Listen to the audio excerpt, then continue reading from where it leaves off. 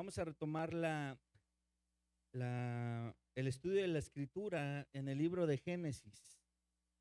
Génesis capítulo 26. Génesis capítulo 26.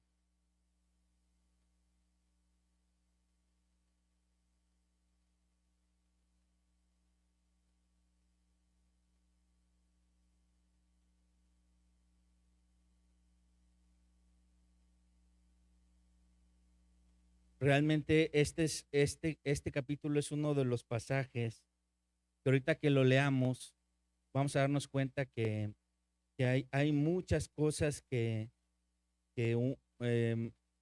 a simple vista parece como que son repeticiones, son reiteraciones y como que uno diría qué tiene que ver o por qué en la palabra de Dios, que es perfecta y que es sabia, queda escrito así.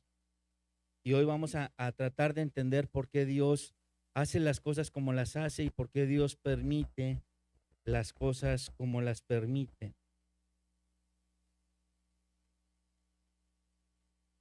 Si vamos a ponerle título a la sesión de esta noche, yo le pondría Siguiendo las aguas de Dios.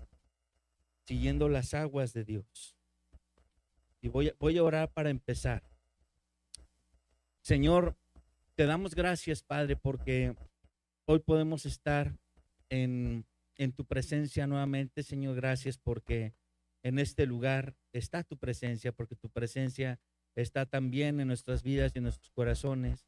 Y porque al estar juntos, Señor, fuimos reunidos, fuimos convocados por tu Espíritu Santo para estar en esta noche, en esta reunión, en esta hora, en este tiempo, porque tú querías tratar con nosotros algo, tú querías decirnos algo hoy, querías hablar a nuestra vida y a nuestro corazón.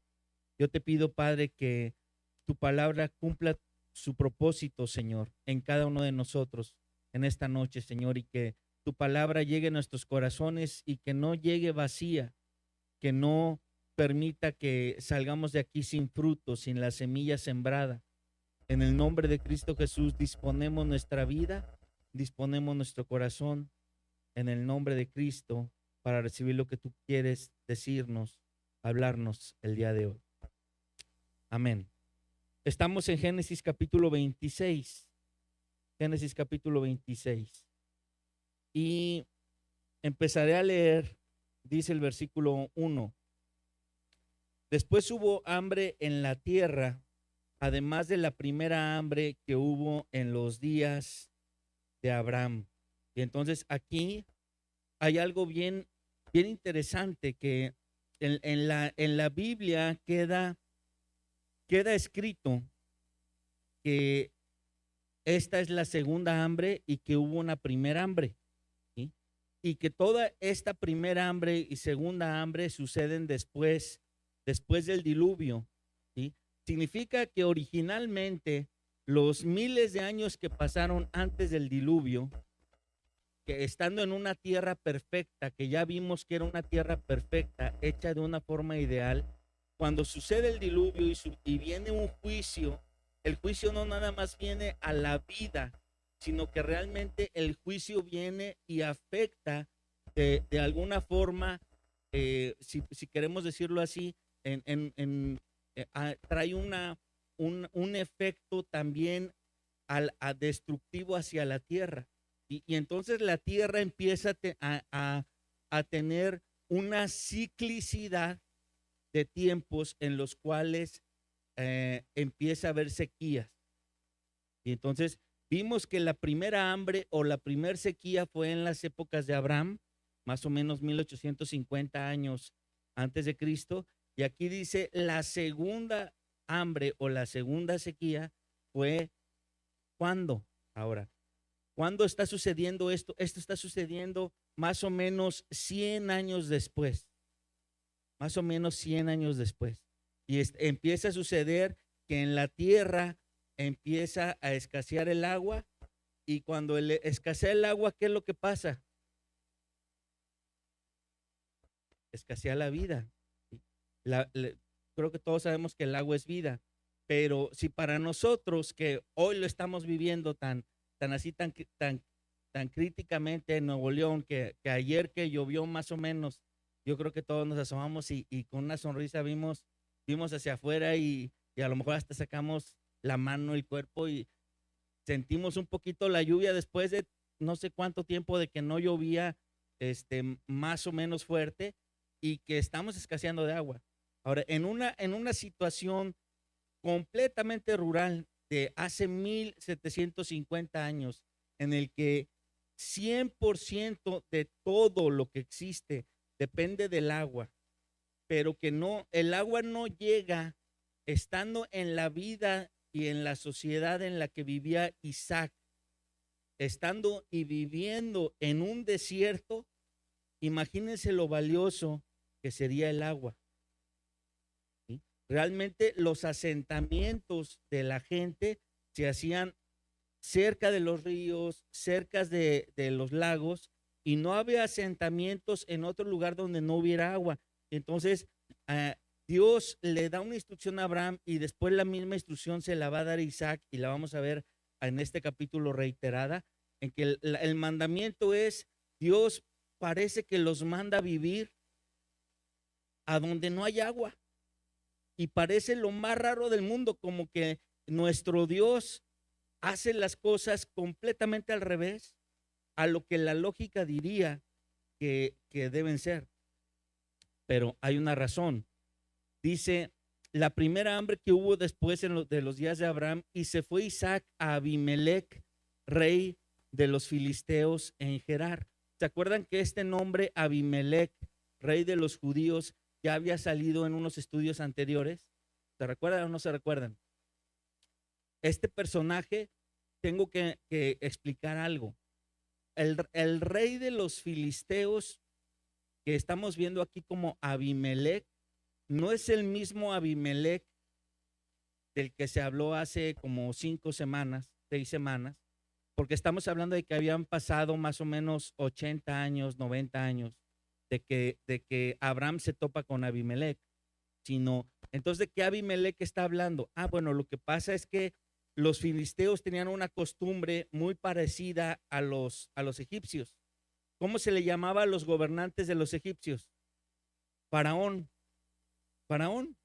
Y entonces cuando ustedes ven en la Biblia que la Biblia habla del faraón, nunca dice el nombre del faraón. Puede ser el faraón uno, el faraón tal, el Tutankamón o que Amenhotep, pero siempre se le menciona en la Biblia solamente por el título, por faraón. Ahora, los filisteos a sus reyes les llamaban Abimelech. Ese era el título que le daban los filisteos a sus reyes, era como un título de nobleza, y así le llamaban Abimelech. Entonces, cuando aquí dice que Isaac se encuentra con Abimelech, no está hablando del Abimelech con el que se encontró su padre 80 años antes, más o menos 90 años antes. Está hablando de otro rey que seguramente fue sucesor del Abimelech con el que se encontró Abraham, y también era rey de los filisteos.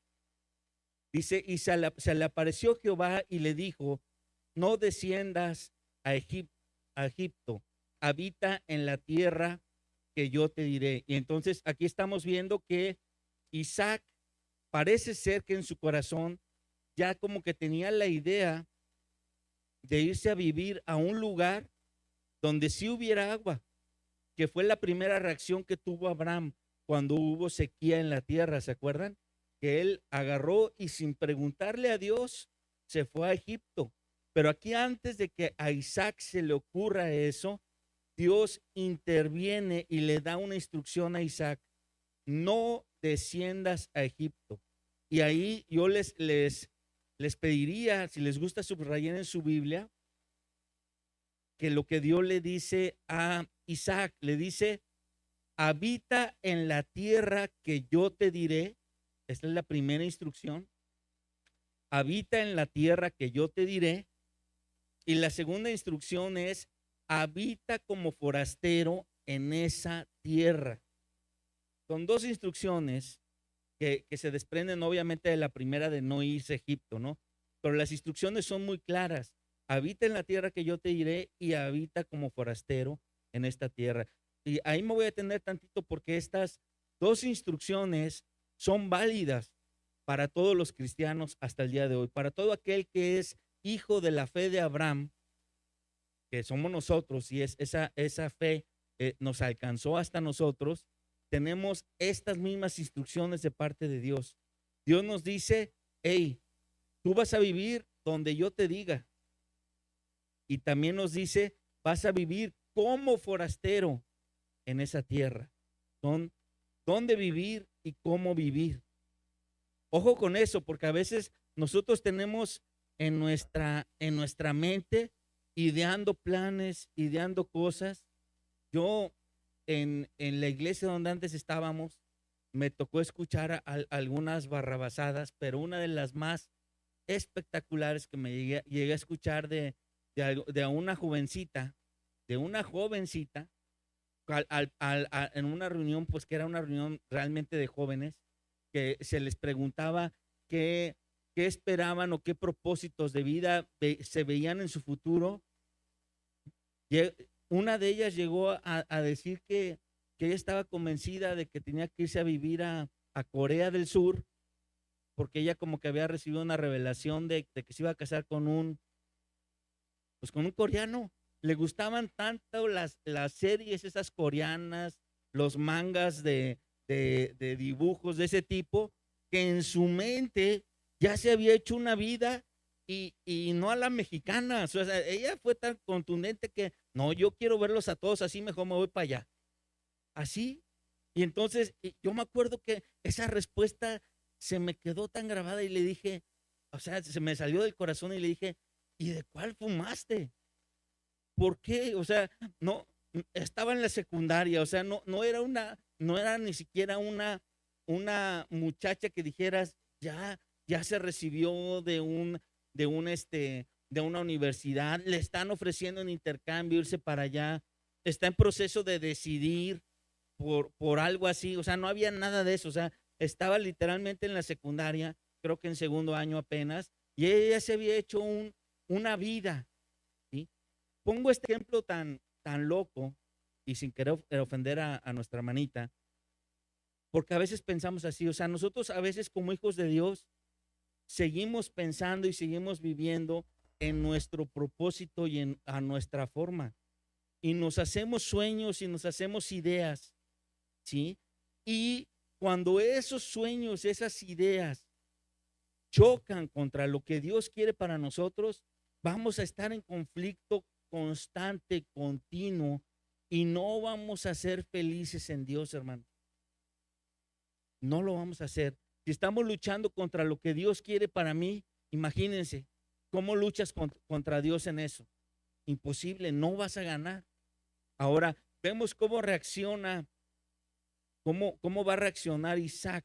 Ahí en el versículo 3 retomemos, Dios le dice: habita como forastero en esta tierra y estaré contigo y te bendeciré, porque a ti y a tu descendencia daré todas estas tierras y confirmaré el juramento que hice a Abraham, tu padre. Y yo creo que si les pregunta a ustedes si acaso Isaac sabía acerca de la promesa que Dios le había dado, todos nosotros diríamos sí, que creemos que Isaac lo sabía, pero no nada más lo creemos o lo podemos suponer, sino que la misma Biblia dice en un pasaje de los que leímos las semanas pasadas, que Dios decía de Abraham que él iba a saber enseñarle a sus generaciones toda la palabra. Entonces, podemos saber que Abraham tenía muy claro la promesa de Dios para su familia. Pero qué diferente es, hermanos, que tu papá venga y te diga, o que tú como padre vengas y le digas a tus hijos: Dios me prometió a mí y a mi familia esto y esto y esto, a que Dios directamente venga y le confirme a Isaac la promesa. ¿Saben cuál es la diferencia? Es grandísima, grandísima. Porque tú como hijo, si escuchaste de tu papá eso, tú no vas a decir: oye, pues mi papá está loco, está deschavetado. No, a lo mejor tú dices, eres alguien que dice: yo creo en lo que mi papá dice, yo creo que Dios le habló, yo creo que el Señor, todo lo que nos ha dado es bendición de Él. Pero cuando tienes el encuentro con ese Dios, la cosa cambia, la cosa cambia. ¿Por qué? Porque ya no estás viviendo a expensas de lo que tu papá te dice. Ya directamente estás recibiendo algo de parte de Dios. Y entonces aquí retomamos algo que vimos la semana pasada. Abraham ya murió. Abraham ya no está. Dios empieza a dirigirse directamente a quién, a Isaac, como el nuevo patriarca, como el nuevo líder de familia, como el nuevo heredero de la promesa. Dios viene a él y le da instrucciones específicas. Todas esas instrucciones específicas tienen que ver con instrucciones para mantener dentro de la familia la promesa. Si la revisamos, tiene que ver con eso. El hecho de que le diga a Dios, tienes que vivir aquí y tienes que vivir así, es lo mismo que le dijo a Abraham. Y ahora vamos a ver también que le dice, porque a ti y a tu descendencia daré todas estas tierras y confirmaré el juramento. Dice el versículo 4, multiplicaré tu descendencia como las estrellas del cielo y daré a tu descendencia todas estas tierras y todas las naciones de la tierra serán benditas en tu simiente. O sea, de ti saldrá la bendición final de aquel Mesías que traerá a este mundo restauración, ¿sí? ¿Y qué es lo que está haciendo Dios? Está ratificando, está poniendo a Isaac delante de él. Obedéceme y yo ratificaré lo que le dije a tu padre. Así es, obedéceme y yo ratificaré. Y el versículo 5 dice, por cuanto oyó Abraham mi voz y guardó mi precepto, mis mandamientos, mis estatutos y mis leyes. O sea, Dios le dice a Isaac, yo todo esto se lo prometí a Abraham y te lo estoy ratificando a ti por Abraham. Y vamos a ver cómo reacciona Isaac en el versículo 6. Dice, habitó pues Isaac en Gerar. Eso es todo lo que dice de la respuesta de Isaac. ¿Qué es esa respuesta? Es una respuesta de obediencia. Si Isaac estaba haciendo planes de irse con todas sus propiedades, sus esclavos, su familia, sus bueyes, asnos, ovejas, todas las propiedades que tenía a Egipto, él toma una decisión y es muy contundente. Ok, me quedo y habito en Gerar. Gerar literalmente era un poblado que era prácticamente frontera con los filisteos, era la parte sureste de lo que ahora es el territorio de Canaán. Y en esa región, que es una región desértica, él decide quedarse y decide, ok, sé que la lógica me dice, ¿cómo te vas a quedar en el desierto? A lo mejor con 400, 500 personas y quién sabe cuántos miles de ganado viviendo en el desierto, cuando la lógica dice, si no hay agua, vete a otro lugar, pero él decide obedecer. Dice el versículo 7, y los hombres de aquel lugar le preguntaron acerca de su mujer y él respondió, es mi hermana, porque tuvo miedo de decir, es mi mujer, pensando tal vez los hombres del lugar, que los hombres del lugar lo matarían por causa de Rebeca, pues ella era de hermoso aspecto. Y entonces aquí vemos cómo se concatenan dos cosas que le pasaron a Abraham y que ahora le están pasando a Isaac. Las podemos ver. La primera fue que Abraham sufrió una época de sequía y estuvo a punto de irse a Egipto. Lo mismo le pasó a Isaac. Una sequía y estuvo a punto de irse a Egipto. ¿Sí? La segunda es, Abraham sí llega a Egipto, pero en Egipto niega a su esposa. Y aquí lo que sucede con Isaac es, él no se va a Egipto, pero estando cercano a los filisteos y conviviendo con ellos, niega a su esposa delante de los filisteos. ¿Sí? Vamos a seguir leyendo y ahorita explicamos. Dice que tuvo miedo de que lo matarían, lo mismo que dijo Abraham en su momento, pues ella era de hermoso aspecto. Dice, y sucedió que después que él estuvo allí muchos días, Abimelec, rey de los filisteos, mirando por una ventana, vio a Isaac que acariciaba a Rebeca, su mujer. Y llamó a Abimelec a Isaac y dijo: he aquí ella es de cierto tu mujer. ¿Cómo pues dijiste, es mi hermana? Wow. Entonces, está pasando, prácticamente está repitiendo la historia con Isaac. Hay pequeñas diferencias, pero muy grandes similitudes. La similitud en el segundo caso tiene que ver con la misma acción que hace Abraham. Hace una acción vil de, pues prácticamente de exponer a su esposa ante Faraón. Y aquí lo que está haciendo Isaac es exponer a su esposa ante los filisteos, ante Abimelec, ¿sí? Y no nada más expone a su esposa, sino que pone en riesgo la promesa, ¿sí? Lo mismo que hizo Abraham. Ahora, aquí hay una pequeña diferencia. En el caso de Abraham, Abraham estuvo muy poco tiempo con Faraón, ¿sí? Y el Faraón se dio cuenta y lo retacha. En el caso de Abimelec, parece ser que Abimelec lo recibe en su casa palacio, y en algún momento dice que pasaron muchos días, o sea, varias semanas, a lo mejor hasta meses, conviviendo. Prácticamente Isaac y su familia eran como, como invitados de todo lo que es el reino de los filisteos. Y en algún momento, pues como que las dos ventanas están abiertas y se dan cuenta de cómo trata Isaac a su supuesta hermana, y pues dice: no, pues esta no es tu hermana. Esa forma de acariciar como que no es de hermanos, ¿no? Y entonces lo manda a llamar y lo encara, lo mismo que hizo Faraón con Abraham, ¿sí? Es encarado y termina aceptando. Dice el versículo 9, dice: e Isaac le respondió: porque dije, quizá moriré por causa de ella. Y Abimelec le dijo: ¿por qué nos has hecho esto? Por poco hubiera dormido alguno del pueblo con tu mujer y hubieras traído sobre nosotros el pecado. ¿Sí? La misma respuesta que tuvo Faraón con Abraham. Tanto Faraón como Abimelec reconocían que era pecado eso. Era fornicación, era adulterio, y traía una implicación divina, o sea, traía una maldición de Dios.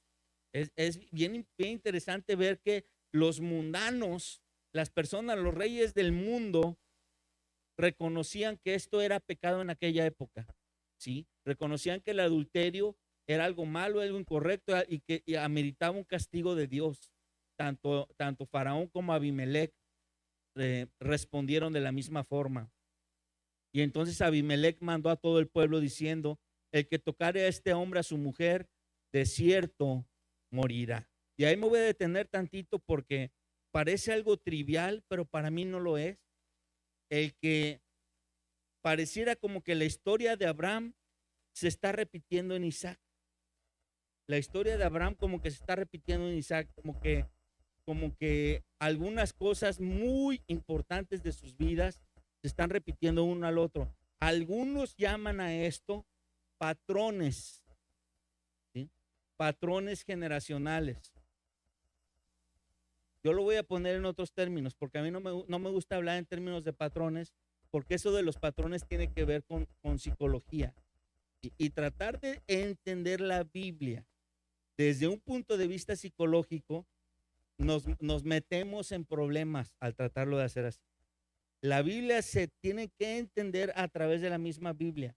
No puedo yo traer la psicología a que venga a interpretarme la Biblia, ¿ok?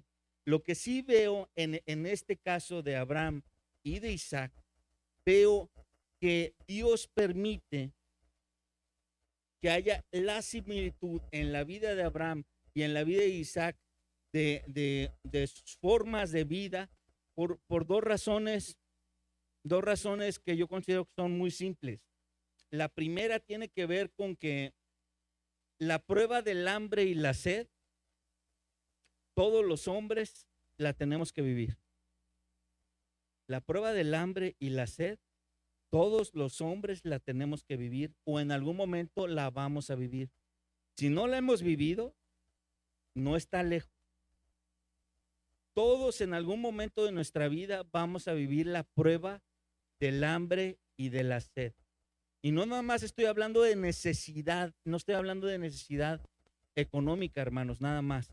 No lo dejemos en términos materiales nada más, porque no quiero que nos quedemos en que, bueno, es como que la rueda de la vida, a veces estamos arriba y a veces estamos abajo. Pues eso lo dicen todos y eso lo saben todos, pero no estoy hablando de eso. Estoy hablando de un hambre y de una sed diferente. Estoy hablando de un hambre y de una sed que son internas, que no son externas. No estoy hablando del hambre de África ni de la sed del Sahara, no. Estoy hablando de un hambre que nadie puede satisfacer y de una sed que nadie puede satisfacer. Todos los hombres en algún momento de su vida se van a topar con que después de haber estudiado, haber acabado sus carreras, haber viajado, haber experimentado y hecho todo lo que querían hacer, siguen teniendo un hambre y una sed que nada les puede llenar. Esa hambre y esa sed, algunos le dicen, hay un vacío, una necesidad interna que el hombre, todos los hombres tienen y que el hombre en su rapacidad está tratando de llenar con el materialismo, está tratando de llenar con ideologías, está tratando de llenar con todo lo que viene a su mano. ¿Sí? Y se dan cuenta que después de las ideologías y después de el materialismo y después del dinero y después de la experiencia y después de todo eso, se acaba como que el pequeño flamazo que te da el encuentro con eso y quedas igual de vacío, igual de seco, igual de hambriento. A esa hambre y a esa sed me refiero. ¿Sí? Todos los hombres pasamos por esa hambre y por esa sed. Por eso yo veo que se repite en la vida de Abraham y en la vida de Isaac lo mismo, porque es como si Dios nos dijera, el Padre lo va a vivir, el Hijo lo va a vivir. El Padre lo va a vivir, el Hijo lo va a vivir. La segunda cosa que vemos que se repite, o segunda razón que yo encuentro, es porque tenemos que en algún momento todos los hombres tenemos que pasar de ser hijos de casa a ser padres de casa, ¿no? A ser quienes dirigimos en la casa. Es muy diferente irnos hacia el norte, hacia el sur, hacia el este o hacia el oeste, porque mamá y papá dicen, a tener que tomar la decisión uno de qué hacer. No nada más es, ahora sí que si yo estuviera solo, yo veía para dónde me muevo. Pero cuando ya uno tiene una responsabilidad con una casa, con una esposa, con hijos, la decisión ya es diferente. Ya es una decisión con la que tienes que tragar saliva y tienes que, si es una decisión muy importante, tienes que ponerla en manos de Dios, ¿sí? Y entonces por eso también aquí veo las decisiones importantes de obedecer o no obedecer a Dios, las va a tener que tomar el Padre y después de algunos años el Hijo también las va a tener que tomar. El Padre y el Hijo las tendrán que tomar. Así sean las mismas decisiones, vivirlas diferente nos hace que sean diferentes experiencias. ¿Sí? Y entonces nosotros, ahora que somos padres, podemos decir, mis papás hacían esto y decían esto, y yo no lo entendía, pero ahora lo entiendo. ¿Sí? Y si eran cristianos, a lo mejor hasta entendemos los motivos cristianos. Y si no eran cristianos, decimos, pues quién sabe por qué Dios lo permitió, pero el error se cometió o Dios nos guardó, pero podemos entender muchas cosas ahora como padres. Entonces, esto es lo que yo veo en la palabra de Dios. La reiteración de cosas no tiene que ver necesariamente con patrones, tiene que ver con lo que Dios nos está diciendo, cómo es la vida humana. Así seas padre y después en tus hijos y después cómo se va viviendo esa forma de vida conforme van avanzando las generaciones. Amén. Versículo 13. perdón, 12, dice, y sembró Isaac en aquella tierra y cosechó aquel año. Y entonces ahí vemos que realmente Isaac no se quedó pocos días en cerca de los filisteos o conviviendo con ellos, se quedó, dice, aquel año. Dice, ¿cuánto? 100 por 1. Y le bendijo Jehová. ¿Qué significa 100 por 1?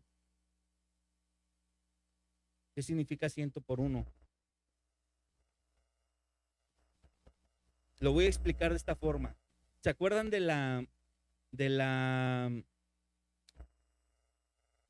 enseñanza que Jesús da a sus discípulos acerca de la semilla?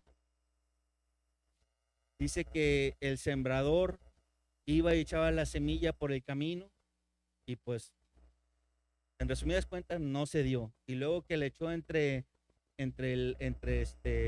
los matorrales y en resumidas cuentas no se dio. Y luego que entre las piedras y en resumidas cuentas no se dio. Y hasta la cuarta vez que el sembrador echó, ya cuando cayó en buena tierra, fue que eso fructificó.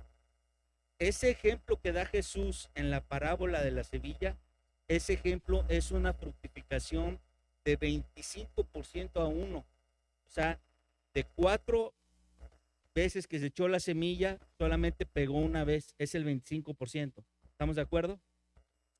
El 100 por 1 de la bendición de la que se habla aquí de Dios con Isaac, significa que él donde echaba semilla, toda esa semilla fructificaba y se multiplicaba. ¿Cuánto es esto? Esto no es lógico. No es lógico y no es normal. Cualquiera que es campesino sabe que no es lógico hablar del 100 por 1 en una cosecha. Normalmente las cosechas, dependiendo que estés sembrando, hay cosechas que te dan el 40, otras el 50, otras el 60. En época de poca agua hay hasta 20% de rendimiento, ¿sí? Y en épocas de mucha bendición son 70%. Cuando aquí habla de 100 por 1, está hablando de una super bendición de Dios. Ahora, ¿cómo nos explicamos que en una tierra donde no hay agua haya cosechas del 100 por 1? ¿Sabes cómo nos explicamos eso? Cuando lo obedecemos a Dios, es lo que Dios hace. No hay otra explicación. No hay otra explicación. Cuando tú le obedeces a Dios, así todos estén sufriendo de sequía, parecería como que tú tienes algo o Dios está haciendo en ti algo para que tú prosperes.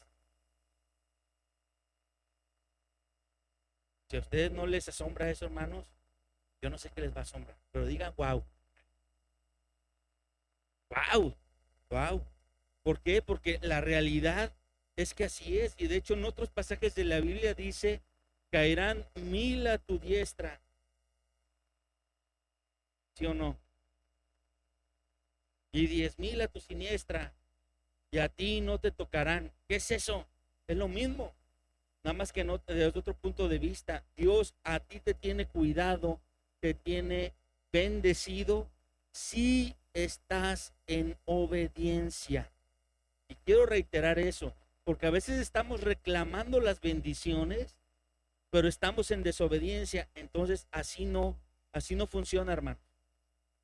Cualquiera que se la pase orando y reclamando sus bendiciones, pero esté en desobediencia, la Biblia dice que sus oraciones no pasan del techo, Dios no las escucha.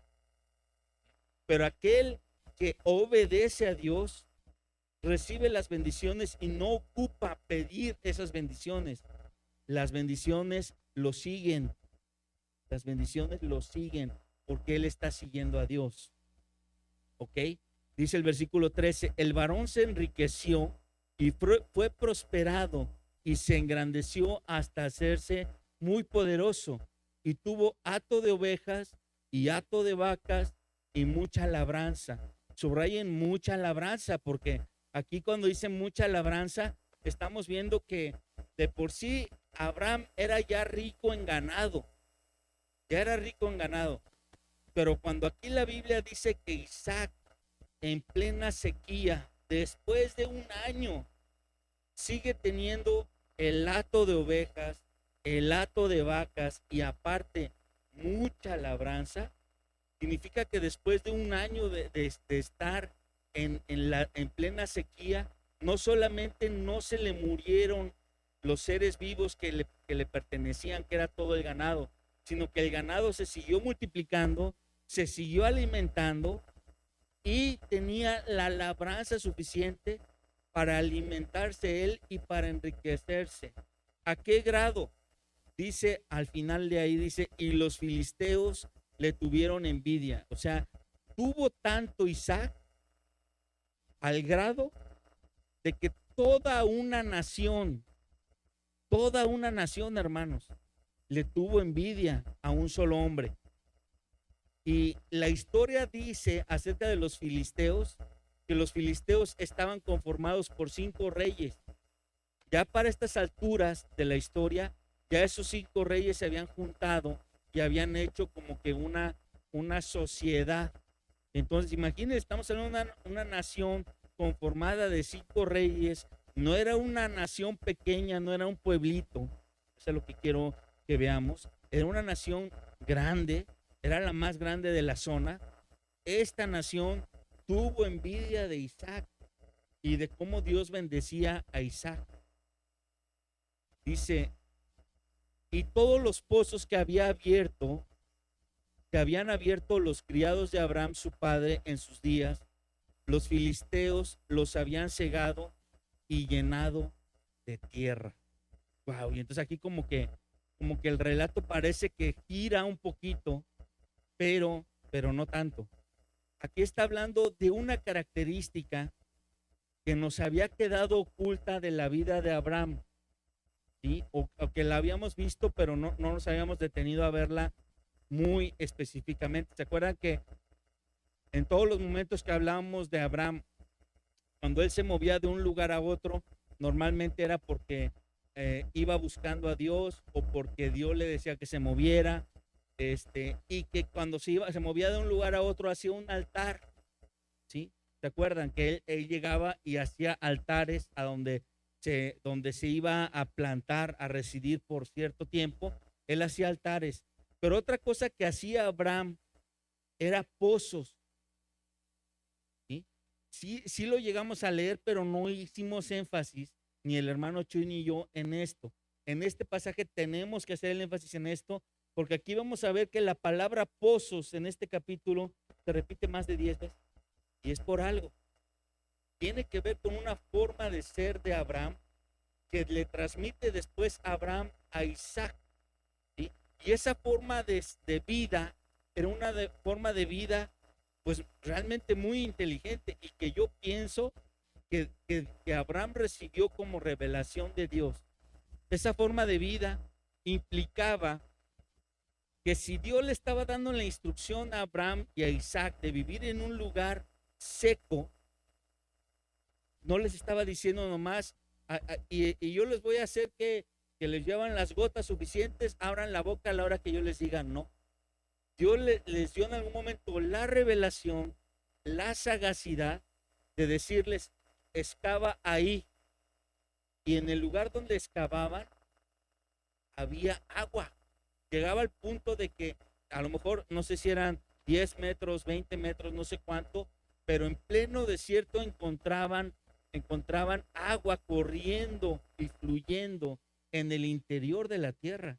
Y entonces cada vez que Abraham se movía, que para un poquito para el este, se iba, ponía su tienda, ponía su altar y hacía su pozo. Se movía otra vez, ponía sus tiendas, ponía su altar, ponía su pozo. Y entonces en algún momento de todos los años que estuvo viviendo en la tierra, seguramente fue llegando después a los mismos lugares que él ya había recorrido. Y entonces ya nada más volvía a rehacer el altar, el pozo ya estaba abierto y ya nada más plantaba las tiendas.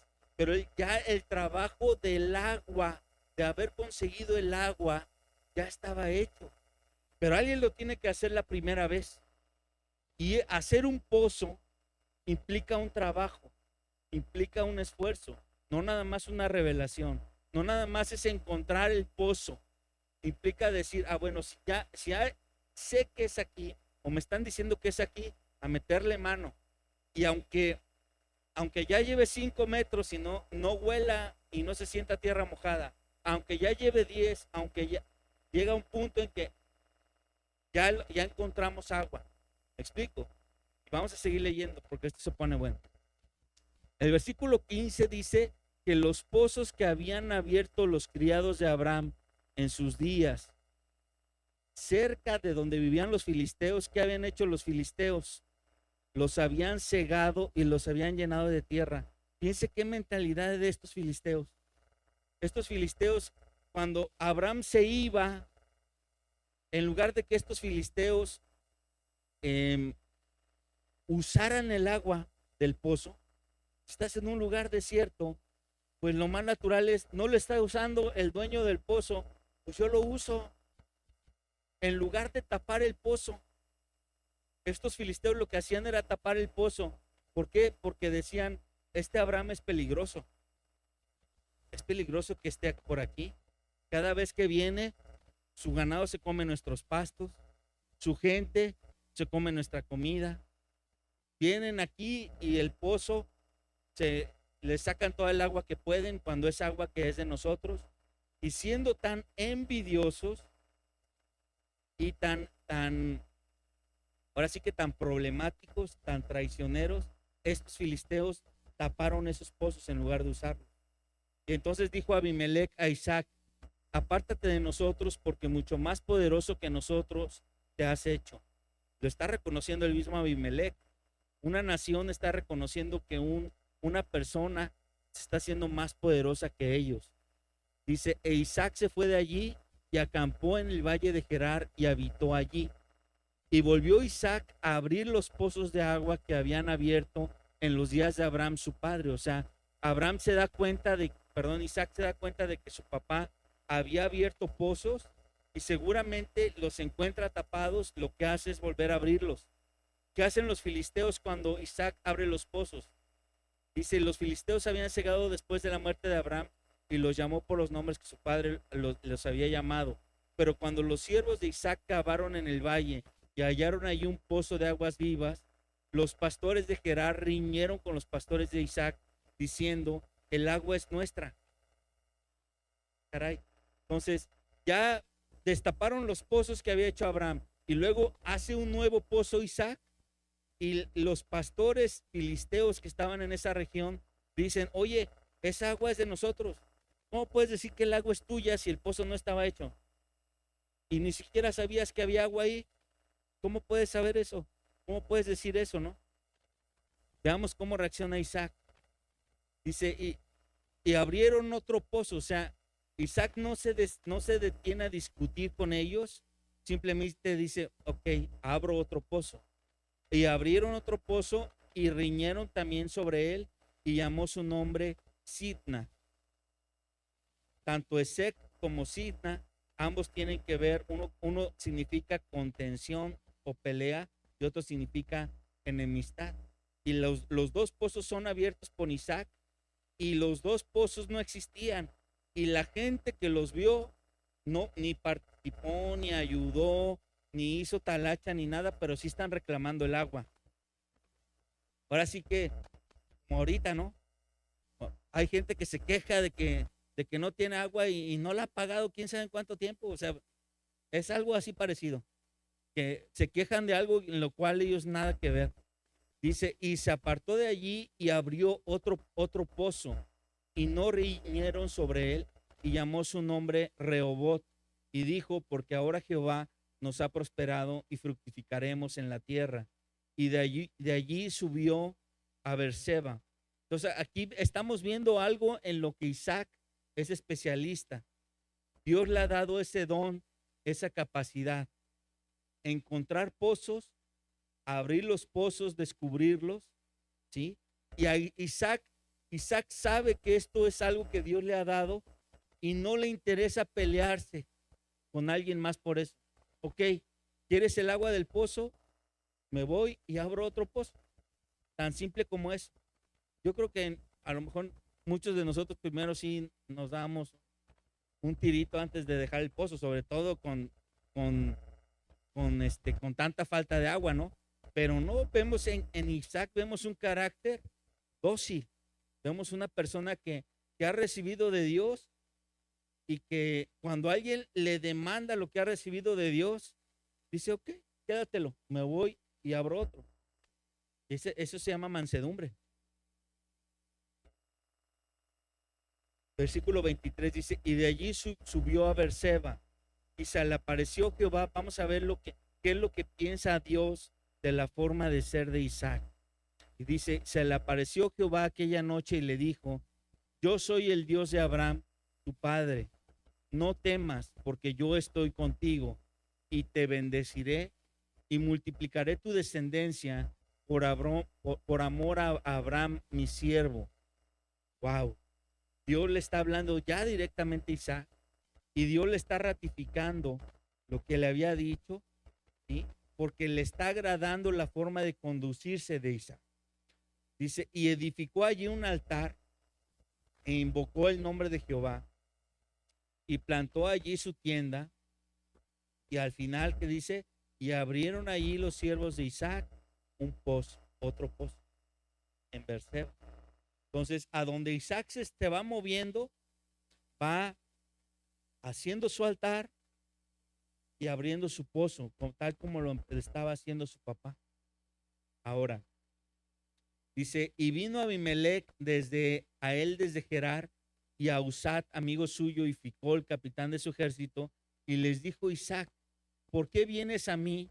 Porque ya que me has aborrecido y me echasteis de entre vosotros. Y ellos le respondieron, subrayemos esto que está bien interesante, dice, hemos visto que Jehová está contigo. Fíjense, los filisteos reconocen que Dios está con Abraham, con Isaac, perdón. Dice, Dios está contigo, Jehová está contigo. Y dijimos, hay ahora juramento entre nosotros, entre tú y nosotros, y haremos pacto contigo, que no nos hagas mal como nosotros no te hemos tocado, y como solamente te hemos hecho bien y te enviamos en paz, tú eres ahora bendito de Jehová. Y entonces la forma en que reacciona Isaac, dice el versículo 30, que entonces les hizo banquete y comieron y bebieron. Entonces, sí termina haciendo un pacto Isaac con los filisteos, un pacto de paz, nada más que eso. Dice, y se levantaron de madrugada y juraron el uno al otro, e Isaac los despidió y ellos se despidieron de él en paz. Y en aquel día sucedió que vinieron los criados de Isaac y le dieron nuevas acerca del pozo que habían abierto y le dijeron, hemos hallado agua. Y lo llamó Seba. Por esta causa el nombre de aquella ciudad es Berseba hasta este día. Y ahí nos detenemos. Entonces, ¿qué es todo esto de los pozos? ¿Qué es todo esto? Porque todo esto realmente tiene una enseñanza más profunda. En Isaías capítulo 12, versículo 3, dice la palabra de Dios, con gozo sacarás agua de las fuentes o de los manantiales de la salvación. Dice, con gozo sacarás agua de las fuentes de los manantiales de la salvación. Y siempre que se habla en la Biblia de agua, esa agua tiene que ver con vida, pero también el agua en la palabra de Dios es un sinónimo de lo que es la palabra de Dios. La palabra de Dios o el agua es un sinónimo, un símil de la palabra de Dios en la Biblia. Entonces, cuando la Biblia nos habla de hacer pozos para encontrar agua de vida, está hablando de un pasaje que seguramente ustedes conocen, en el cual Jesús le dice a sus discípulos, o más bien esto más bien se lo dice a algunos fariseos, dice, escudriñad las escrituras, porque a ustedes les parece que en ellos está la vida eterna. Está en Juan 5:39. Y ese escudriñar significa lo que uno hace con la tierra al momento de estar escarbando y escarbando y escarbando y escarbando. Eso es escudriñar, ¿sí? Y literalmente escudriñar es como si estuvieras haciendo un pozo, hacer un pozo, hacer un pozo, hacer un pozo, hacer un pozo, y llega un momento en que te topas con un tesoro, que ese tesoro es el agua de vida. ¿Sí? Todos nosotros, hermanos, estamos llamados a mantener en nuestra vida un pozo o un manantial que corra de agua. ¿Sí? Todos nosotros estamos llamados a eso. De hecho, la Biblia dice en Juan 7:38, el que cree en mí, como dice la Escritura, de su interior correrán ríos de agua vida. Y aquí estos ríos de agua vida habla del Espíritu Santo, pero la palabra de Dios hace que el Espíritu Santo se manifieste. El Espíritu Santo nunca se va a manifestar en una vida donde no esté la palabra de Dios eh, eh, funcionando como el eje principal de esa vida. El Espíritu Santo no se manifiesta si no está la palabra de Dios reinando en la vida de una persona. Entonces, una persona como nosotros, como hijos de Dios, tenemos que tener muy claro que nosotros hemos sido llamados a mantener el agua que Dios ha puesto en nosotros, el agua viva que Dios puso en nosotros, realmente como un pozo abierto, que cualquiera pueda acercarse y sacar de nosotros agua vida, o nosotros mismos podamos sacar de nosotros mismos agua viva. ¿Qué pasa con alguien que no tiene una relación con la palabra de Dios adecuada? En términos prácticos, que no lee la Biblia. ¿Saben qué es lo que pasa con sus manantiales y sus pozos de agua? Es como lo que hicieron los filisteos, rellenarlos otra vez de tierra. ¿Qué sentido tiene?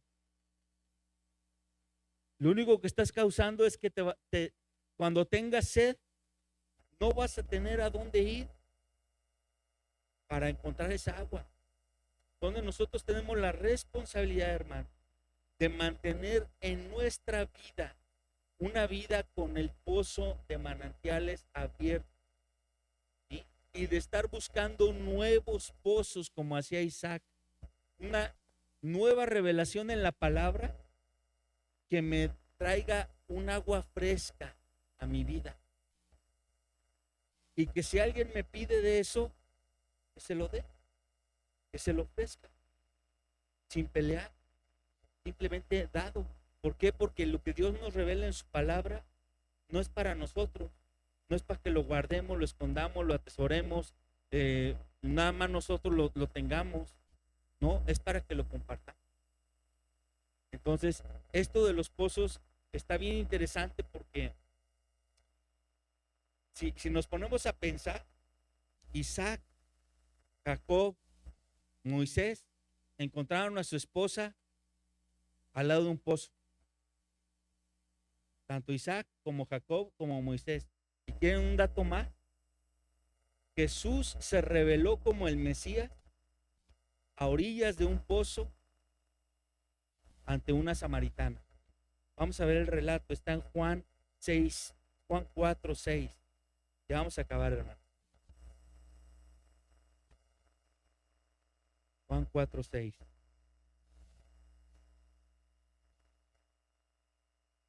Entonces, los pozos en la Biblia tienen una importancia interesante, muy interesante. Y vemos aquí una de las más importantes que está en Juan 4, 6.